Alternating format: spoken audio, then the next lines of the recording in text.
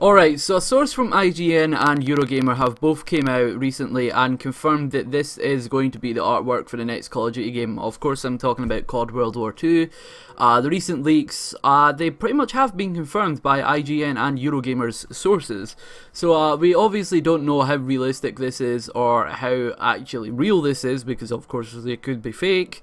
But I think right now there is standing a good chance that this is probably going to be the next Call of Duty game. And honestly, if I have to be completely 100% honest with you guys, I think this is pretty cool. Because World War II is a setting that I quite like for COD. I mean, I'm not saying that I want another 5 World War II Call of Duty games, but it's definitely fun to go back and play around with. You know, some of the weapons that they get involved with, some of the, like, just... World at War, it just holds a special place in, like, my heart, that game. It's so fun to play. Obviously when it's not hacked to fuck, because when it's hacked, it's not fun. And that's the main thing. I want another World War II COD that's not full of hackers. It's going to be pretty fun, and plus we've never really had a World War II game on next gen, other than like Wolfenstein The New Order, and even then that's just a single player game, that's not got any PvP functionality to it. The same goes for Wolfenstein The Old Blood, that's just an expansion for New Order. But yeah, there's a couple of World War II games that are up and coming right now, like Battalion 1944, but honestly, I've read a little bit more into Battalion 1944, and I'm not too sure if I'm actually going to like that game. Of course, we all got hyped for it originally because we didn't hear much about what it was going to play out like. And as soon as you start reading a little bit more and read what it's based off, like COD 4 Pro Mod, I'm not too sure if I'm actually going to like it at all, to be fair. And I think it probably does stand a chance of being a PC only game. I mean, it may be a console game, but who knows. But yeah, we just haven't had a good World War II shooter on next gen, like, well, just one at all, because I don't think there has been any. And if there has been any, it's probably not been worth mentioning, because I don't remember anybody talking about any World War II games on next gen. But with that said, I guess we could have seen this whole World War II step in direction coming a mile away, because over the last year or so, for Advanced Warfare, and of course going back to Advanced Warfare, Sledgehammer put a lot of World War II weapons into the supply drops in that game. You know, I'll show you a couple of them right now. Of course, we got weapons such as the M1 Garand, we got the MP40, we also got the STG-44. I'm pretty sure we got a couple other ones as well. And yeah, so we got a whole bunch of World War II weapons, so I guess that kind of alluded to the fact that maybe we're going to get a World War II game, but at the same time, you couldn't have seen this coming. I mean, you could have, but I don't think that was much to go off anyway, because they did add in some futuristic weapons as well, so it's not like you could have guessed because of the weapons. But with that said, it does seem like Sledgehammer are kind of eager to do a World War II game. Another thing was, Michael Condrey said a couple of years ago that it definitely did want to do a World War II game, and then we had Activision this year coming out and saying that this year's COD will be going back to its roots, which means boots on the ground, and of course it probably means World War II, because if we're being honest here, Call of Duty World War II is the roots of COD. Well, World War II is the roots of COD, because that's where it started off as. You know, COD started off as this basically just a spin-off of Medal of Honor, because the developers weren't happy with EA, so they split off and formed Infinity Ward, which obviously made the first Call of Duty game. And, you know, this was back in like the late 90s, early 2000s, when, you know, World War II seemed to be the token franchise, the token setting for every single game.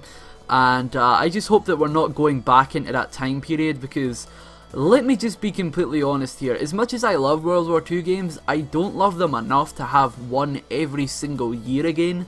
Because like the first 5 CODs were all World War II games, and then we finally got COD 4. I know I said first 5, and then we got COD 4, but there was multiple spin-offs, right? There was like COD 2, Big Red 1, Call of Duty Finest Hour, so technically we did have about 5 CODs before we got a game that wasn't in World War II. And then we got COD Modern Warfare 1, and obviously people went insane for that game, and people just enjoyed the change. And then Treyarch brought us back to World at War. And at the time, that game wasn't appreciated. Like, let me be honest here, people hated World at War, because it's like we had this game that was a step forward with MW1, and then we just took a big step backwards with World at War, and people didn't like that game. You know, people on YouTube certainly didn't like that game. And I loved that game, but that's because I didn't start playing it. I didn't start playing with Modern Warfare 1, I started playing with World at War, and, you know, like the older CODs. And obviously over time that stigma's gone away. Like, everybody loves World at War now, but I think back in the day everybody hated it. But it's definitely going to be cool and refreshing to see another World War II game, because World at War is such an unappreciated game. Like, people love it, of course, but I think people are just saying that. Like, the amount of COD players in this next generation that have came up, I think so many of them haven't played World at War before, just because the game has always been hacked. Like, the game has always been full of hackers.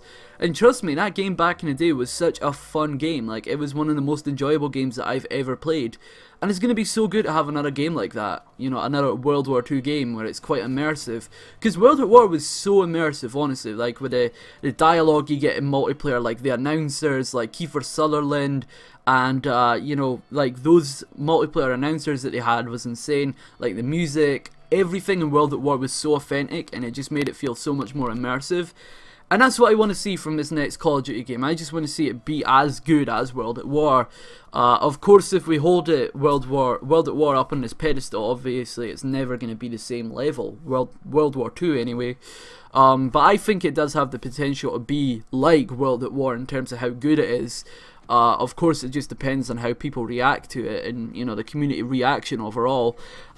Speaking of community reactions, I've seen some people so far having a negative reaction to this game, you know, like talking shit about it, and that's what I don't understand. Like, seriously, people have been complaining for the last 5 years that we've had non-stop futuristic games. We finally have a year where we're not going to have a futuristic game. We're going to go back to the classic Call of Duty style, and then people are now complaining about it because, oh, it's World War II, it's not a modern shooter. I don't understand that. Like, really, seriously, is this what you're going to complain about? After having 5 futuristic jump cods in a row, you're now going to complain about World War II. Wow, like, this community is fucking, like, it's retarded. I don't understand this community at times. But with that said, honestly, there has been a lot of positivity, like, from mainly just the YouTubers for this game. Of course, you've just got the YouTubers that are being positive for no fucking reason at all, like T Martin and all these guys. But, you know, when guys like Thunder are genuinely excited for the next COD, you can tell that's probably when it will be a good game. Or you can tell that's probably when everybody is really excited about it. Because you can never tell with T Martin, because he's always like, I'm super excited. And it's like, dude, I can never tell when you're actually excited about something, because you're always saying you're excited about, like, minor things. That would be saying, I'm super excited because my girlfriend's going to give me a hand job. Like, you wouldn't be super excited about a hand job. You wouldn't. And that's what T Martin's like. He's always excited about that shit. So when guys like Thunder are, you can tell there probably is a reason to be hyped for this game. But either way, man, just please contain your hype for this game. Like, seriously, if you have an endless boner for this game, then you're just going to be disappointed. I mean, of course, some people won't be. But I find if you're going to have an endless boner for this game, then you probably are going to encounter some disappointment with it. Because no video game will ever be as good as you're expecting it to be. Fallout 4 is a great example. Oh my god, the hype for that game and how much of a disappointment it turned out to be. Just don't overhype the game, alright? Just be excited for it, but just don't be too hyped for it, because you're going to be let down if you are overly hyped for it. But I'm just saying that just to avoid you guys being pissed off on day one with the game being boring or not being as good as you thought it was going to be. You know, I'm just getting you guys ready for the disappointment, eh?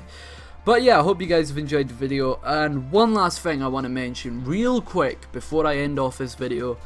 If we're going to have supply drops back, and we probably are, I can tell that we are, it's not going to go away at this point, so they're going to come back. If we're going to have them back, which no doubt we will, I do not want to see a Nazi SS officer in his pink uniform hitting the nay or the dab on screen on the winner's circle. I don't want to see this bullshit.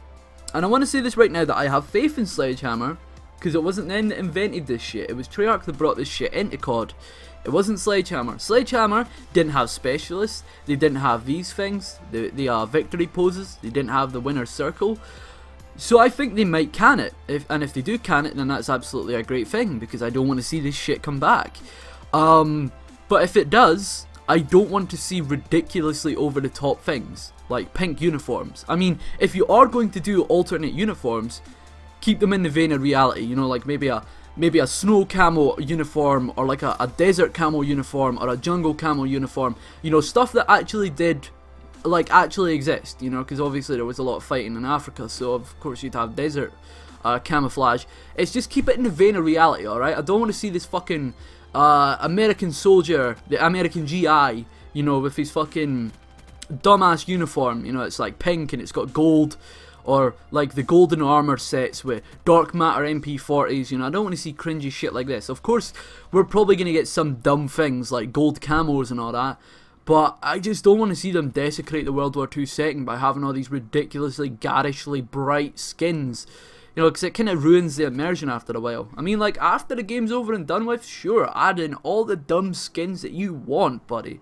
But seriously, just kind of keep them in the vein of reality. Like, if you're going to add in some customization for your weapons, make it realistic. Because, of course, World War II soldiers did actually customize their weapons. You know, some people might have engraved their name, you know, like carved their name into their weapons, or like carved a bunch of notches into it, or just, you know, so people did a lot of work with their weapons, so they might have personalized it a little bit. You know, put like personalization to your weapons. Don't do it overboard. Just put in these little nice little touches, you know, like Battalion 1944, what they're doing with it essentially, like the nice little customization pieces, you know, like carvings and that on your weapon.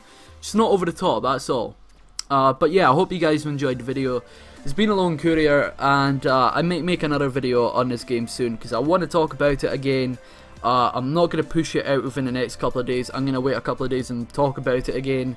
Because I'm not trying to spam everybody's sub boxes with World War II COD videos, because I'm not that much of a cuck.